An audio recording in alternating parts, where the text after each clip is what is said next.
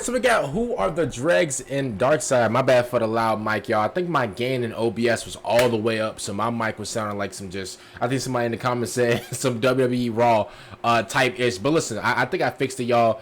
I'm gonna be honest with you. All these guys on the screen look absolutely hideous. Of admonition, Chaos devotees pledge to the god of shout out to dystopian chimp, by the way. Pestilence and decay, Nurgle. According to the Cambridge Dictionary, the word admonition means a piece of advice that is also a warning to someone about their behavior. Man, I don't even want to drink my coffee, bruh. Man, yo, and listen, I'm not Brad Pitt, I'm not Michael B. Jordan, I'm not Leonardo DiCaprio, but man, like, I don't even want to drink my coffee looking at these guys right here, bro. I'm seeing all type of skeletons and bones and all types of just, like, these faces, they're just making me just, yo, my appetite is just gone, bro. Like, so these guys, this cult, are basically the Reddit moderators of 40k, right? Well, yes, but no, not really.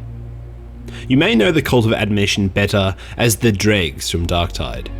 They're the ones wearing those beautiful skid-marked mustard robes and boasting a lineup of characters like and abominations. Think Chaos Spawns, Plague Ogrins, Beasts of Nurgles, and so on. Ugh. But what is the cult really? What is the cult doing on Atoma Prime? Who leads them? How did they originate? What is their motivation? How are they being supported? And why are there so many of them? Well, you might just be about to find out. Before we even get to it, first of all, again, shout out to dystopian chimp. Y'all, let me know if my mic is good, or if it needs to be turned down a little bit, whatever. Yo, here's what I'm gonna say about this, bro.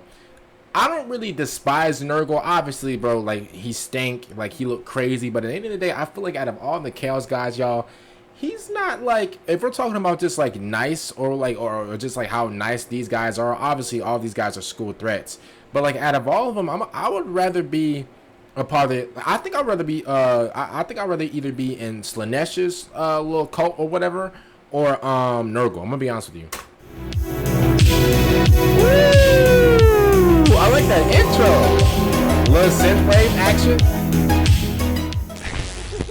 Y'all check out dystopian chimp, y'all.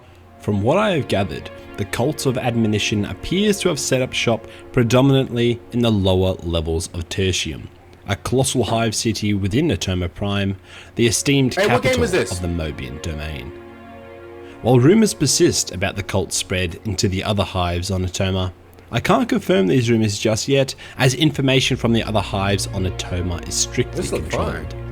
What we do know is that the cult has gained quite the following down in the lower hive, earning them the favour of the downtrodden folk who have long suffered under the thumbs of crime lords and warring gangs like the naughty Water Cartel.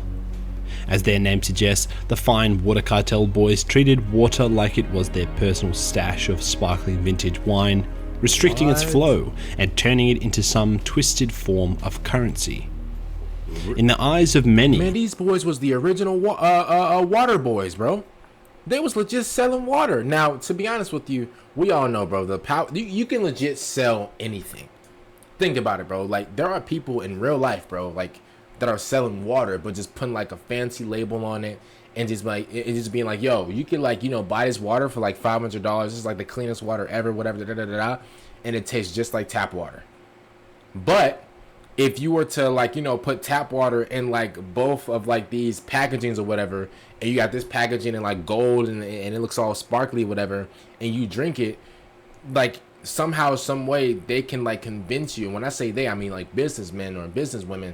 They can like convince you to think that like this is some fancy water, even though it's regular water. That isn't like, I'm gonna be honest with you, like, that's not a conspiracy. That's not a, like a that's not like a like, what do you guys call it, like like a conspiracy. That's not like no evil thing. That's just marketing. That's just promotion. Like, legit, like, anybody can sell anything. Like, bro, you can sell people like you can sell dirt to people. For real. Like, if you package up the dirt really well, you can say, oh, this dirt came from Japan. If you put this dirt in the ground, it can grow a big, like, one of those Japanese, like, pink trees or whatever. Like, bro, you can, I mean, now, obviously, I just lied, but, like, it's marketing. Like, you can legit sell anything to anybody. Deep down in Tertium, the cult became an unexpected yet welcome vigilante force. The cult's swift dispatching of scum and troublemakers transformed them into a sort of Robin Hood figure gone rogue. A vigilante force liberating the masses from the shackles of corruption that had made life in the lower hive just that little bit worse. Likely taking advantage of their newfound hero status and the trust that they had earned, the cult unleashed a powerful plague in the recesses of Hive Tertium, dispersing it through the intricate network of trains, water sources, and other effective means of contamination. This plague, presumably created with the aid of the warp, has an incredibly infectious nature, transforming its carriers into fart zombies known as poxwalkers. Ooh. These poor souls are not dead. Ooh. They are rather subjected to a state of twisted possession, fully aware of their actions, yet unable to command or control their own bodies. If you listen carefully in-game, you can hear these damn souls talking to themselves and often begging for you to help or kill them. Wow. It appears reasonably safe to imagine really going through it, bro, to the point to where, like, bro, you want the character of the game to take you out. Like, and bro, imagine like you got the chicken pox of doom. Like, you got the face pox of just Doomerson. Bro, you walk up to the main character, please take me out. Like, even though I'm programmed to take you out, like, you are yelling out to them, bro, please take me out. Like, bro, the chicken pox is killing you from the inside, bro. Assume that the plague ravaging Tertium isn't airborne, considering our reject strike teams can penetrate infected zones, slaughter swarms of poxwalkers, and make their escape without real concern of infection. This leads one to speculate that the infection must be transmitted through direct exposure, or perhaps one must encounter the highly concentrated strains of the plague, as we saw aboard the train in one of the earliest game trailers. Yeah, I'm definitely trying to play this game. Given Atoma Prime's role as a key Imperial hive world, supplying the resilient, quality metal crucial for crafting advanced Lemon Rust battle tanks and other key Imperial assets, the planet holds a real strategic value for the Imperium. The planet also serves as the breeding ground for the distinguished Mobian regiments of the Astra Militarum. These regiments are known for their loyalty, endurance, and combat prowess, further elevating the planet's significance and that of its surrounding systems. In response to the growing threat posed by the emergence of poxwalkers born from the plague's contamination and transformation, Sector Lord Margrave, the sovereign ruler of the Mobian domain, made a key decision. He redirected the celebrated Mobian 6th Regiment, known for their heroic feats on the front line against the Darktide, to shift their focus from that fringe war and assist in quelling the cult's insidious influence on Atoma, stemming the tides of Nurgle's corruption and imposing a strict quarantine to contain the plague's devastation. That's not gonna work. Hey. Man, yo, have you seen Nurgle's, like, plagues, bro? Man, them things seep through walls. Yo, they're gonna, it doesn't, if you're in the vicinity of Nurgle's gas or whatever, like, that's what I'm saying, like, bro, Scarecrow would be perfect for Nurgle, bro. Like, bro, he would drop a bomb the size of Gotham City and have everybody turned into some nasty-looking creatures, bro. If you're even in the vicinity of this, it's over, bro. The thing going through your mask and everything, bro. Yo, those Prime 2020, like, mask, it won't do nothing. It really won't. Yo, the smell, the gas or whatever will go right through the mask. Yep, you're breathing it all in. Don't think you safe walking around with a little gas mask on. This ain't Warzone. Yo, just like in Warzone, how, like, your gas mask, it'll work. But guess what? That thing is going to pop right off. Pop right off. It's over. If you're in the vicinity of this thing, it's wraps for you, bro. When you start looking around, you got bumps all on your hand, bumps on your face, bro. They're in them, that little proactive, all this little mascara, all this little makeup, bro. There's an amount of makeup that can cover up none of these bumps. None of them. Forget that. Within the planet's hive cities.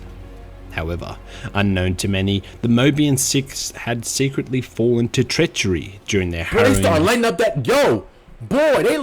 look at this real quick. I'm sorry to get distracted. They was lighting that wall up. To many, the Mobians they lighting that wall had up. secretly fallen to treachery during their harrowing years, battling the relentless onslaught of the Darktide. Succumbing to what can only be described as a form of chaotic post-traumatic stress disorder, the corrupted regiment betrayed the very people they had sworn to safeguard, throwing their support behind that of the cult of admonition. United with the cult, their once proud mission morphed into a fervent crusade to overthrow imperial reign on Atoma Prime, propagating the grim truth of Nurgle and chaos to the planet's inhabitants. The Mobian Sixth defection was more than just a betrayal. It was a potent demonstration of the cult's ability to sow discord and earn fealty even among the most steadfast and unwavering defenders of the Imperium. I mean, you know, yo, shout out to them for trying to defend or whatever, bro. Man, look at him. Yo, he like Professor Pig from Batman. Oh my good, yo, his nose is in ruin. Yo, his nose is totaled. Like, bro, this is their skin. Like, this is making me itch. You ever look at something and it makes you itch? This is making me itch right now. Even among the most steadfast and unwavering defenders of the Imperium. This turn of events not only spotlighted the cult as the true naughty boys in this unfolding saga, but also underscored the instability of the Imperium's position on Atoma Prime. As the crisis on Atoma continued to unfold, the sway of the cult surged to new heights, giving rise to an army of sophisticated aberrations and grotesque horrors, each more nightmarish than the last. I believe you, bro. Man, yo, I'm looking at some of these monsters, like I'm gonna be honest with you, like Left 4 Dead, bro, oh my god, Left 4 Dead monsters, bro, will fit Nurgle perfectly. Like, bro, them things look nasty, bro. They're built like, you know, they're built like that one dude from the Mucinex commercials, the little green booger. Yo, they're built just like him, bro. Like, man, like, this is crazy. Like, obviously, like, you know, if it was really up to me, like, I got that much aura and that much power and that much, you know, skill and what I am. Like, bro, if I was walking here by myself, bro, I'm taking out everybody, bro, on my lonely. At the same time, the plague, relentless in its rampage, unleashed continual devastation upon what remained of the populace. This is where we, the rejects, come into play. With the Inquisition's recent deployment of its forces and operatives into Hive Tertium, a frantic race against time has begun, aiming to preserve the Hive City before the cult's corruption becomes something capable of devouring the Hive and what remains of Atoma Prime and the Mobian domain. Anyway, going back to the cult, you may remember at the beginning of this video I defined admonition for you, explaining how it is essentially a warning to someone or something about their behavior. Well, I think this alone could shed some light on the origins and purpose of the cult. Ooh.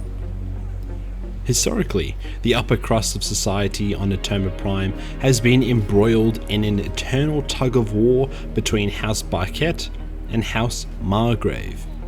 This rivalry traces back to an uprising led by House Margrave a few thousand years back, aimed at seizing control of Atoma Prime from the grasp of the Barquettes.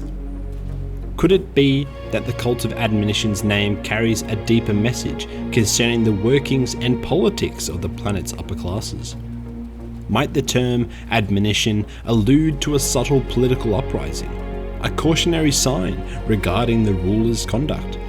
I mean, I guess, might it be intended to be a political statement on the ruling family's treatment of the lower class and other subsets of the Atoman population? To me, it seems very possible that, driven by desperation and a need for power, House Barquette sought to bolster and nurture the burgeoning Cult of Admonition as a means to destabilize Atoma and its sprawling hive cities. Leveraging their connections and wealth, the Barquettes subtly fostered a climate of disillusionment, fueling the flames of resentment and animosity against the ruling order. That being, but like, isn't that like Warhammer though? Like, don't everybody have like animosity towards any? Like, bro, I feel like Warhammer is like one of those like type of settings to where, bro, like there's no friends. Like, this ain't like I like how, you know, like how like dystopian chimp said, oh, you know, they were using their connections or whatever, brother. Like, that's a total like it's totally like a transitional it's like a transitional partnership. Like, there's no like, oh, if you fall, I got you. Like, bro, like Warhammer is a setting where, bro, like nobody really has your back. Even though people may help you out, or even though like factions or whatever may help you out, bro, the second you fall, you're done. I've seen it listen, they did that to my boy Vulcan, bro. The second that he fell, bro, everybody was talking all types of just trash and ish and all that, bro. But listen, whenever that boy gonna come back, because he is gonna come back. As a matter of fact, he's in Cancun right now just chilling with LeBron. Bro, whenever he comes back, bro, yo, everybody gonna be quiet as a mouse, bro. Yo, we're gonna be, yo, no lie, we're gonna be able to hear two rats argue, bro. For real, bro, no lie. Like, bro, that's how quiet it's gonna be. But for right now, everybody's talking their ish. Like, you know, you go in the comments, everybody's talking their ish in the comments. Oh, Vulcan this, Vulcan that. Yo, when the GOAT comes back, bro, I don't want to hear, yo, I want to see nothing but praise, bro. Nothing but everybody getting down on their knees and praising, bro. And really, it really just giving thanks to him being the GOAT. Okay, like House Margrave. Because the disrespect is crazy. Viewed the nascent cultists of admonition as the perfect tool to sow chaos across the system and create an opportunity to wrest power from House Margrave's grasp and restore their own dominance. They would permit the cult to flourish, allowing it to gain strength and momentum, all the while presenting the people of Atoma with an unassailable truth: the Margrave's inability to ensure order and safety. When the right moment arrived, the Barquettes would seize their opportunity to destroy the cult, simultaneously regaining the favour of the populace and removing the politically weakened Margraves from their position of power. Yo, it's all manipulation, y'all. Like, yo, this is all manipulation. In my view, this was precisely the plan and intention of the Barquettes. Just a bunch of betrayal. However, the current situation on Atoma could have spiraled far beyond their initial estimations, exceeding the scope of their calculated plan. The cult, aided now by the formidable might of the Mobian Sixth, has blossomed into an entity far more formidable and pervasive than anticipated. A juggernaut, too powerful, too entrenched, and too vast to be swiftly taken out of play.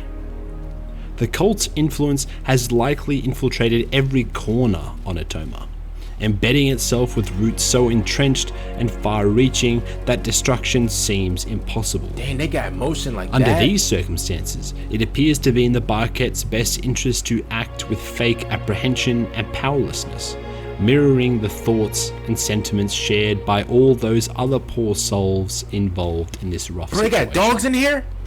With this in mind, it is very interesting to note one small detail mentioned on the Archivum Sycorax map.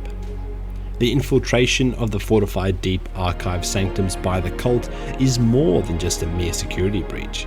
It is a signpost indicating that they, the cult, receive support from someone within the upper levels of Atoman society. This patron would wield the requisite clearance for the Archivum to make such access possible. Therefore, this little detail reinforces the likelihood of at least one of the great houses aligning themselves with or providing support to the cult within the overarching narrative. The most likely suspect to me?